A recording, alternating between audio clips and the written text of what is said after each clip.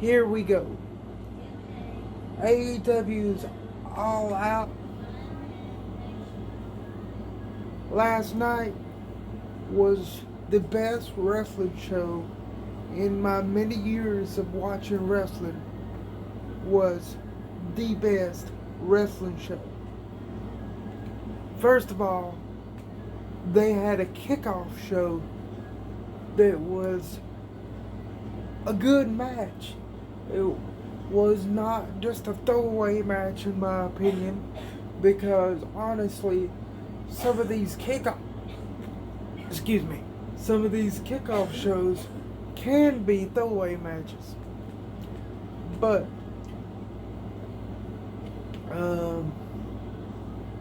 and then they got into the actual show, which you had Eddie Kingston versus Miro.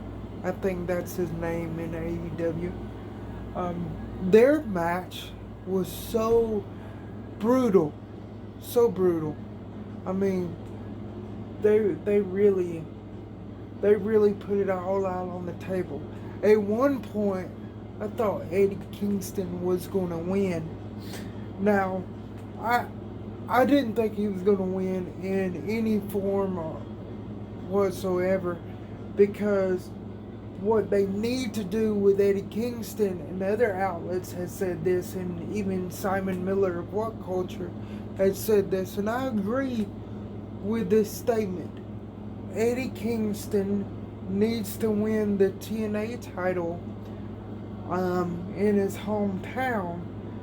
What needs to happen right after All Elite Wrestling's All Out pay-per-view, what needs to happen now is they need to build up the feud a little bit more. They need to have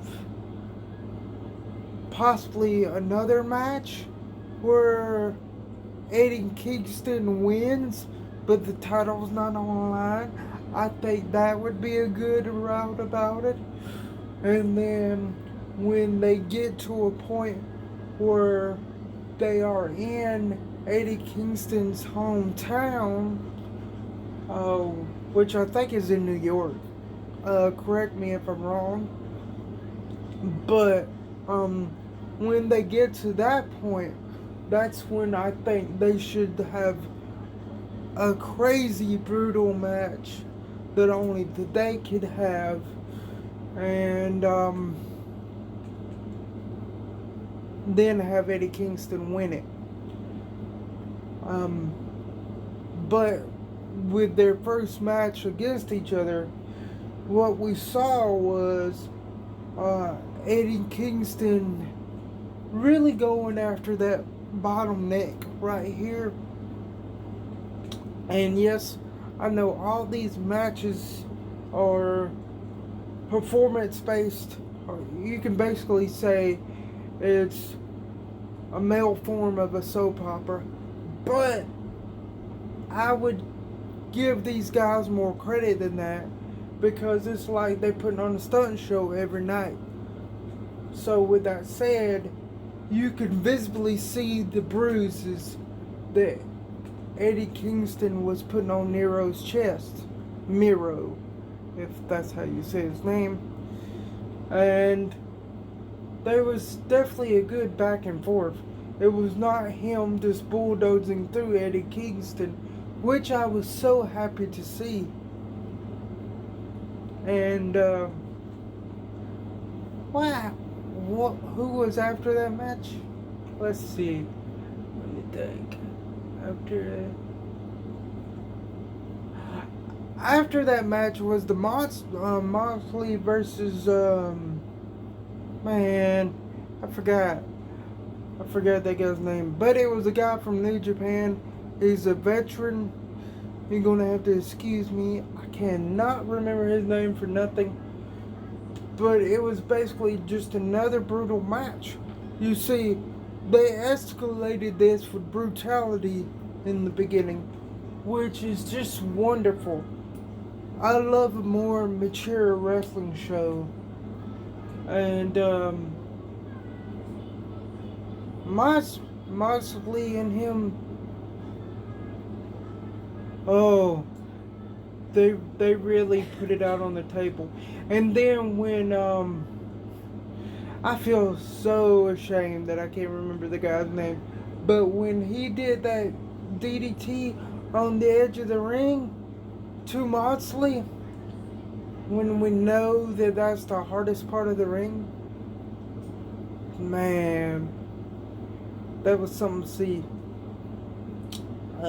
But of course, Moxley won, and then we had the first surprise of the night. Another New Japan dude. From what I heard, he's one of the most brutal guys from there. And they're going to be having another match. He's going to be having a match with Moxley on Dynamite this Wednesday. And I'm looking forward to that.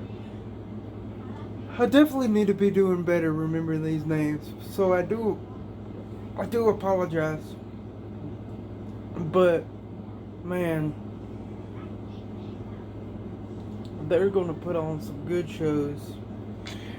And really what I like what they're doing with Moxley, since we're on the subject of him, they're letting him just have all these wonderful matches with all these hardcore New Japan strong style wrestlers.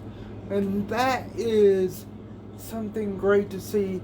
And that does make Moxley shine with that. And it also makes New Japan shine and gets more eyes on the New Japan people.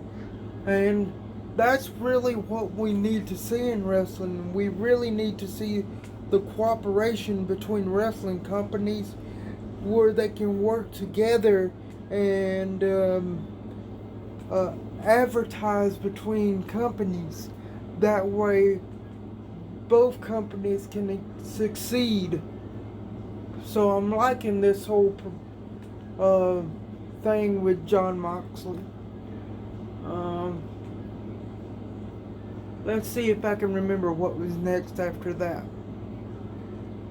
I'm probably going to skip the Britt Baker match, but I'm not directly in order, so that's the reason I'm going to skip it, because I can't remember them in order. You see, when I was watching the pay-per-view, I should have really watched it again later today, but I'm just giving you my initial thoughts of what I remember from the show. When I watched the pay-per-view,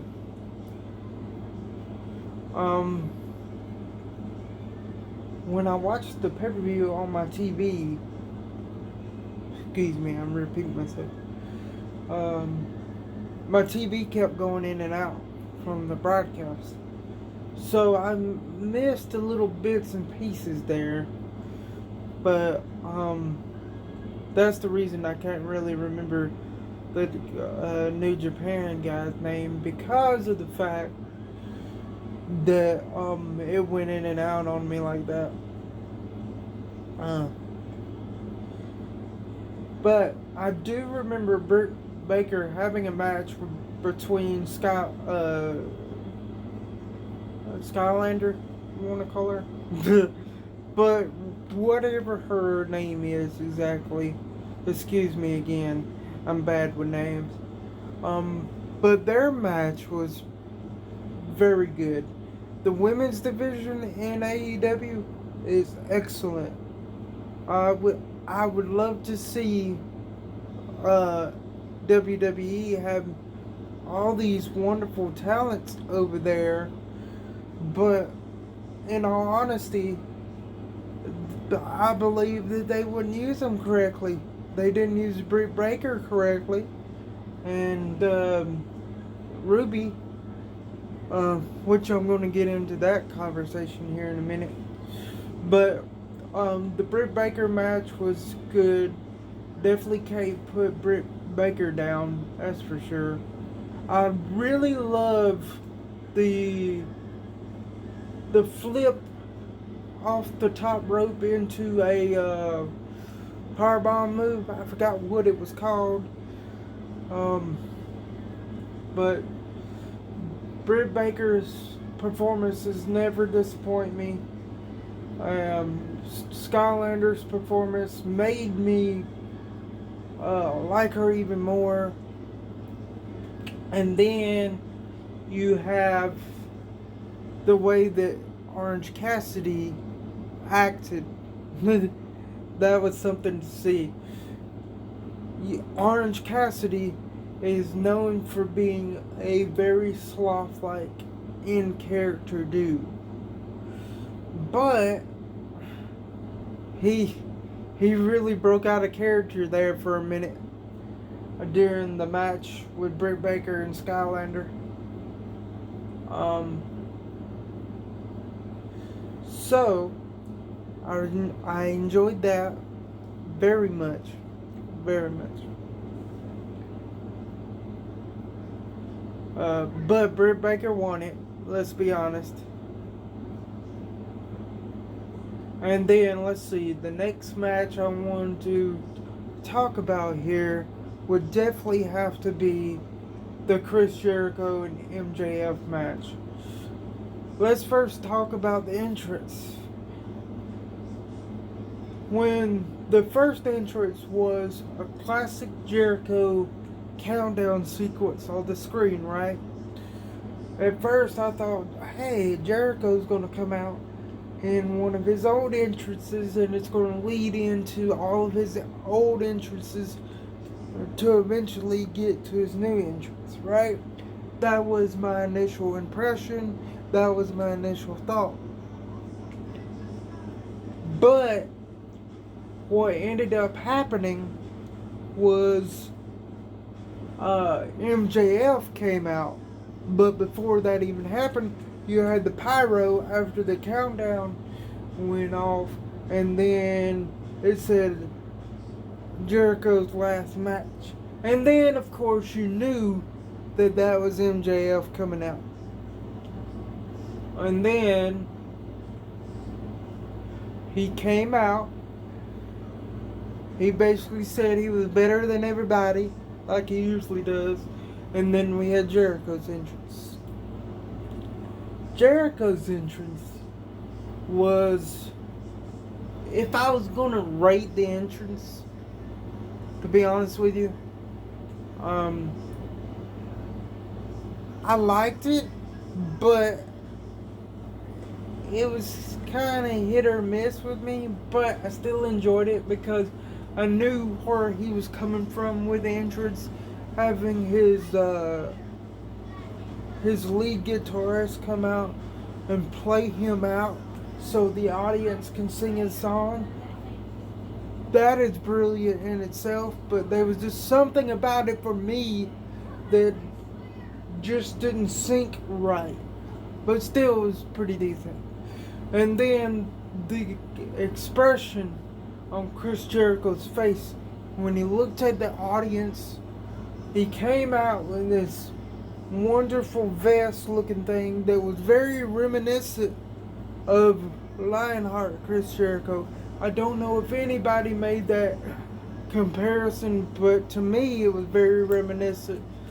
And then of course it also harks back to the fact that he's in this group called Inner Circle and they have their vest, but still that's what it reminded me of. So he comes out with his bat, he sets it down at the ringside. I'm bringing that up for a reason. They have a good back and forth.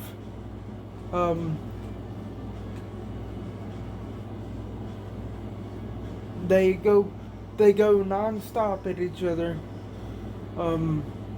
Jericho is basically pulling out all the stops. And then at some point during the match,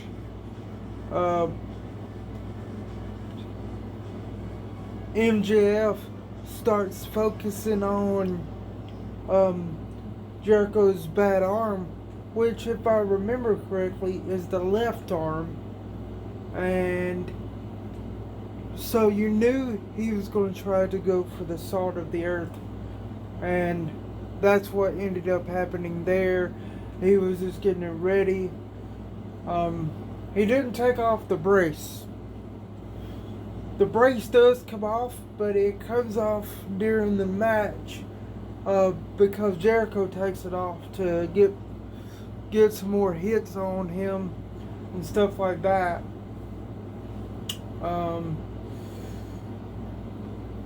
Jericho does the top rope moment where has MJF down below and he's on top with the ropes, hitting him 10 times. And then of course he ends up trying to go for the Frankensteiner, whatever that thing's called, off the rope. He doesn't really get it. It ends up going into a powerbomb. The MJF does more like a sit-down powerbomb, which ends up hitting MJF in the tailbone, which he screams out in agony, and a lot of people are enjoying that, especially the commentators. And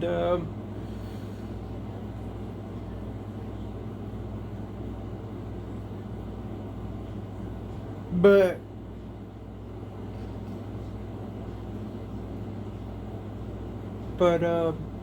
we go from that. Oh, did I miss the spot that they had? Yes, I think I did. They had the outside of the ring spot.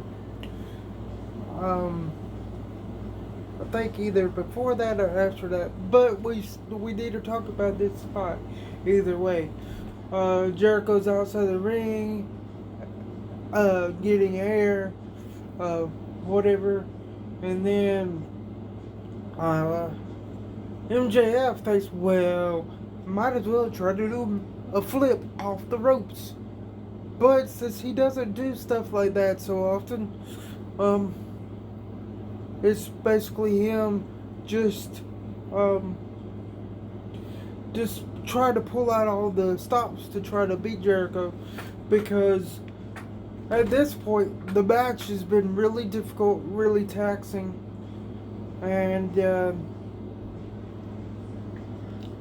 so he's willing to try anything. So he tries that,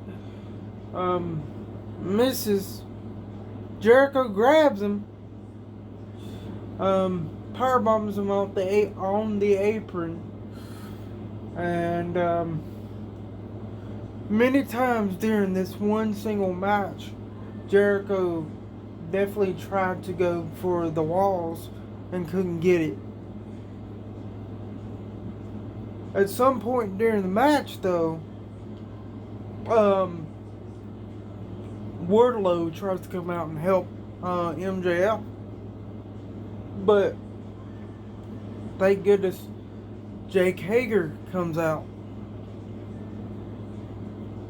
and stops that, right? But during this whole ordeal, the ref is very distracted, and then that's when Floyd the Bat comes into play. MJF grabs the bat, hits him with it, and then basically hits Jericho with the Judas effect. So he pins Jericho. The referee counts 1, 2, 3. But here's the thing. Jericho's foot was on the bottom rope. So the match gets restarted. Jericho eventually gets MJF into the walls of Jericho. And there you go. With that one, Jericho wins. And let's see, what else can I remember? I talked about.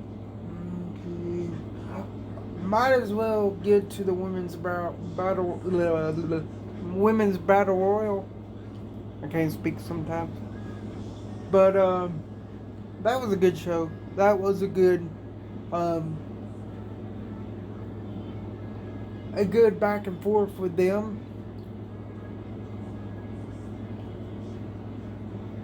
And um, I really didn't know who was gonna win the women's battle royal. At one point, I thought Jade Cargill was gonna win it, but there was just so many talented women putting on a great show for the audience. But of course, the Joker uh, had the spotlight, and of course, you know who the Joker was at this point. It was Ruby Soho, formerly known as Ruby Riot, and her entrance was gold. It was absolute gold.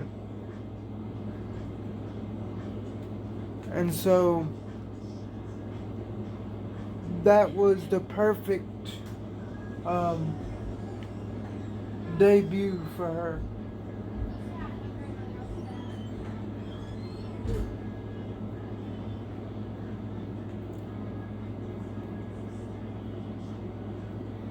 So I'm happy to say that she ended up winning.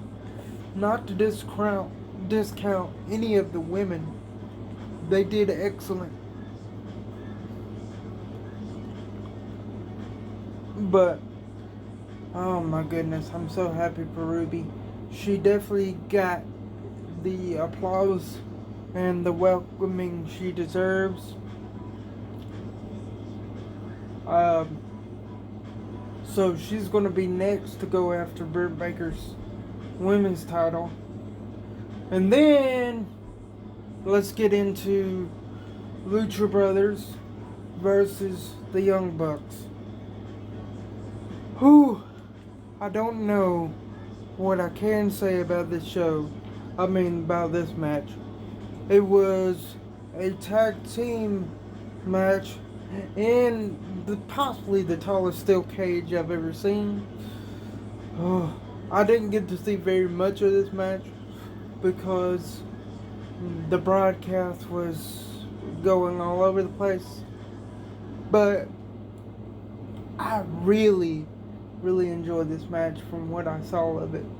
There was so much back and forth.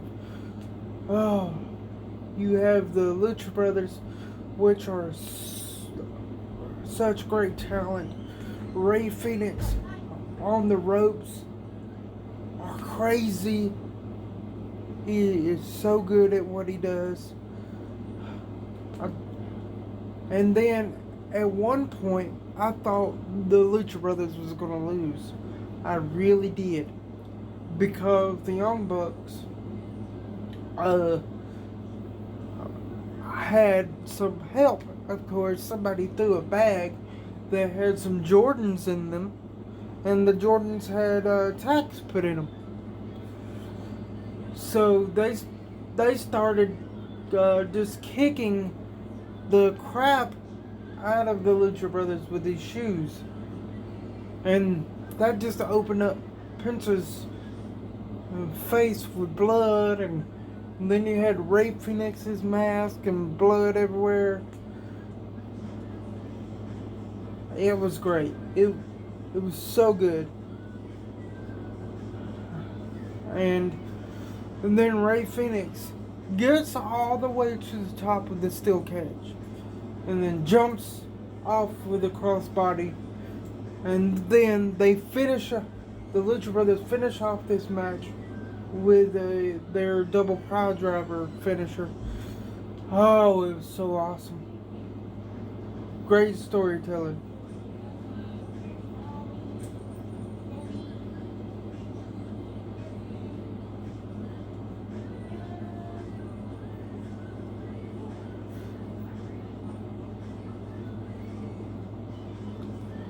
But I'm glad the Lucha Brothers won. I'm glad they won. Yeah. And let's see, what's next from there? The Darby Allin and cmpunk match. Man, many people either loved it so much or were kind of let down. I mean, I can see where people were kind of let down. I can. But after thinking about it some more, the story that they told in the ring was perfect. They started out, and Darby Allin was sitting over in the corner, just staring at his opponent, CM Punk. And I'm interrupted by my wife. I didn't know what you were doing.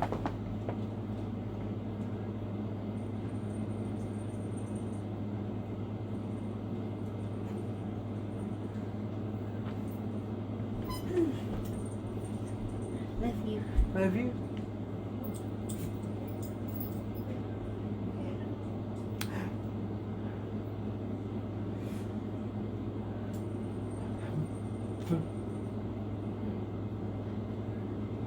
But like I was saying, they started out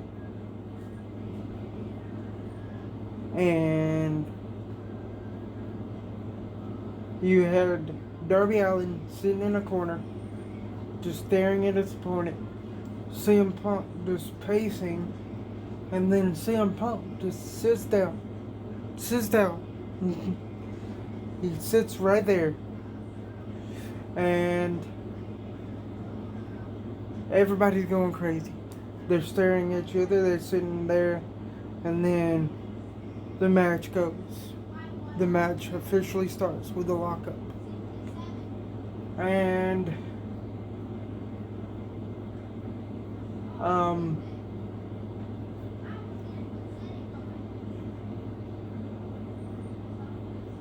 I'm sorry, I'm losing my train of thought.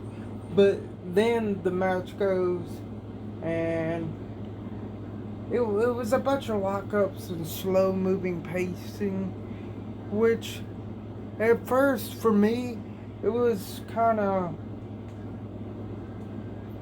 not what I wanted to see. I wanted to see a fast paced match. But then more that I thought about it more, I heard from other people's opinions, like people on white culture and stuff like that. Like Simon Miller. I tend to agree with their opinions now that I think about it. They were telling a story of CM Punk being the veteran that hasn't wrestled in a while, doing some grounded work to try to keep Darby Allin down. And really, that was a great idea. I mean, that was some good storytelling. That was something different to see, because prior to the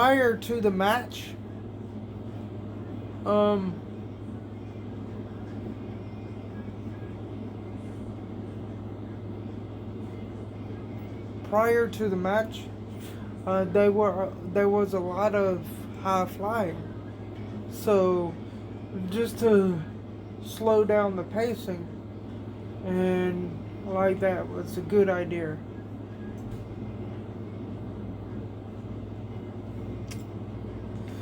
And so they had a good back and forth. Then the speed picked up. You had Darby Allin throwing his body towards CM Punk. His back hits the railing and everything, and you know that had to hurt there.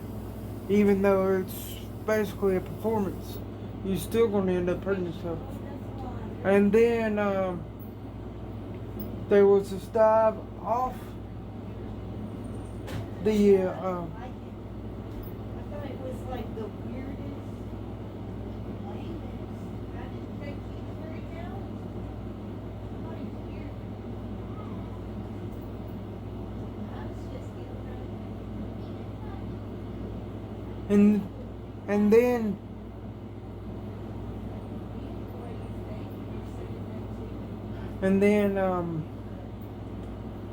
There was this dive off the rope.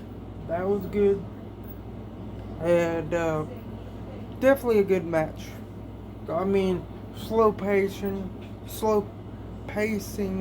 yes, but good match nonetheless. And now the next match after the Darby Allin match, CM Punk won, by the way, which is funny because the way that he won is Darby Allin goes for the coffin drop, and CM Punk just sits up like the Undertaker, laughs about it, and goes to pin him, and then Darby Allin goes to pin him, and then when CM Punk flips out of that,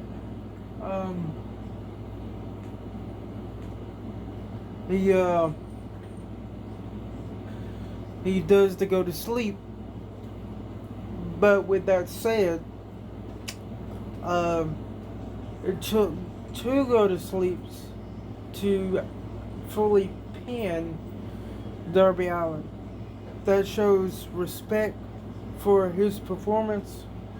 I mean, the first go to sleep knocked him out of the ring, and CM Punk was wanting to go with the count out with that, and but he ended up not going with the count out with that because Darby Allin did get back in.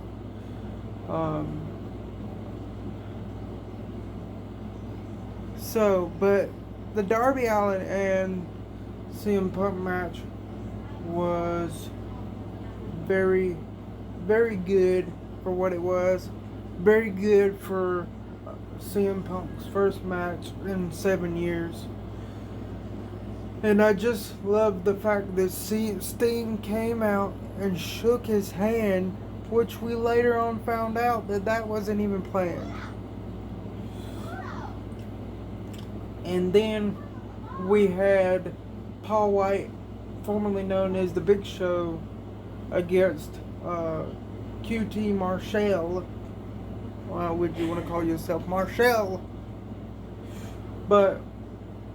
And the Factory, you might as well say the Factory.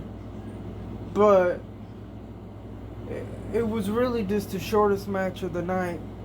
And there was a gap in it, which made me not feel it as good. And I want to explain that gap on, I think, Dynamite or even Rampage. I think it might have been Rampage. But either one, the Gun Club turned on Paul White. So, the gap that was made, in my personal opinion, is they wasn't there. They wasn't. And that's a little gap in the storyline, which I can see the reason why they chose not to do it per se, but it was just a gap that kind of bothered me. It was a decent crush match for I almost said Big Show, for Paul White to win with his first match with AEW. And then we get to the big match, in my opinion. The big match is Kenny Omega versus Christian Cage. Ooh, they really kicked it into high gear. You got to see Christian jump off the top into the crowd or outside of the ring,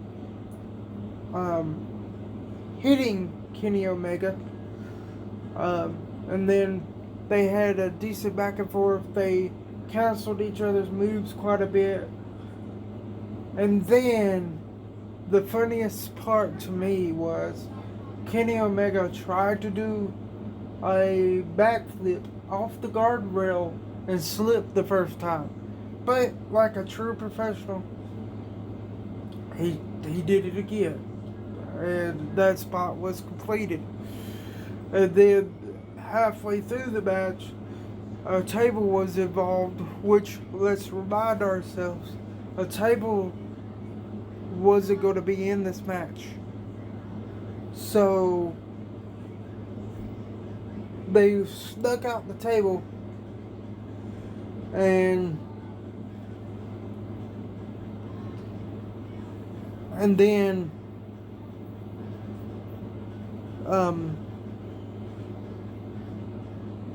then Kenny Omega just crashed down onto him. And at this point, I just think the referee didn't even care. But eventually, Christian got his revenge. Right? Eventually he did. But they kept having a good back and forth in the ring. Don Callis tried to get involved. Of course he did. And then at one point, Christian Cage tried to do the unprettier on a table outside the ring. And then it got reversed by Kenny Omega. Kenny Omega tried to do the one wing angel on the table outside the ring, and that got reversed. Kenny Omega was on the apron, right? He was on the apron, and then Christian hit him with a spear through the table. These were some good spots.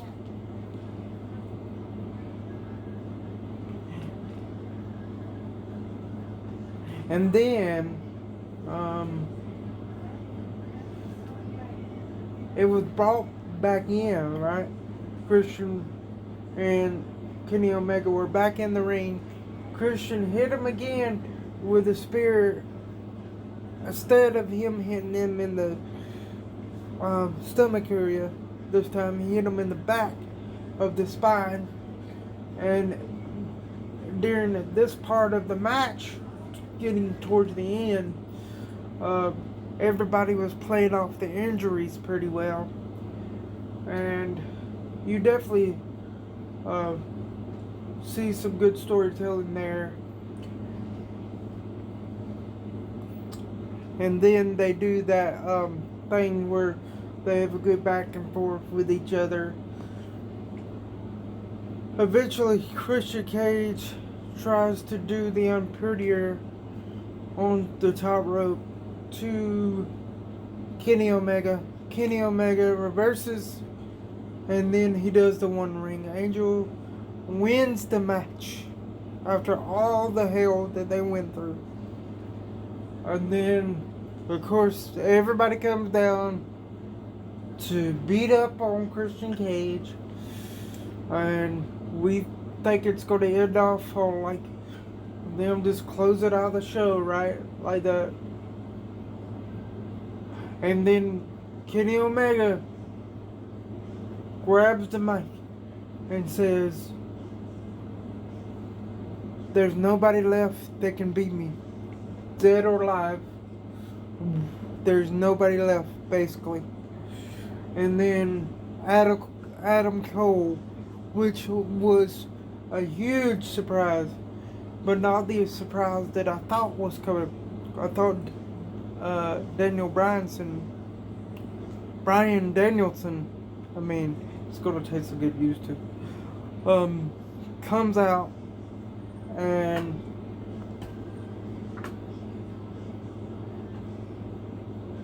but that was not the surprise I was looking for. I was looking for Bryan Danielson. And then Adam Cole comes out, and I thought he was going to just help Jurassic Express, because Jurassic Express was the ones that came out to help Christian Cage. But that's not what happened. If you would have noticed when Adam Cole came out, he had on some really expensive Jordans, which, just like the Young Bucks, that's what happens. And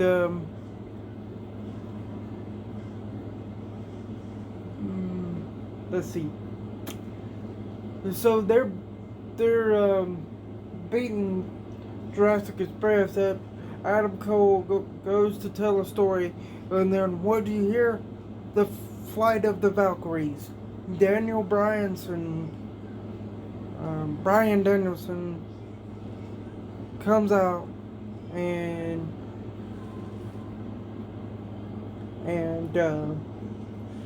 saves the day. That was the best closer of any show I've ever seen. Now, if I was going to give the matches some ratings, it's really hard to say. But I do think this was the best wrestling show of the year. I can't wait to see what AEW does next. Thank you for joining my rambling. And I really don't know what else I want to talk about. Maybe I'll sit here for a couple minutes and think about it. But as for right now, there's really nothing more to say. Except, thank you for joining me. Whether you join me on Twitch or see the video up on my YouTube channel. This is Kevy Speaks here, saying thank you for joining the conversation. Hope to see you next time.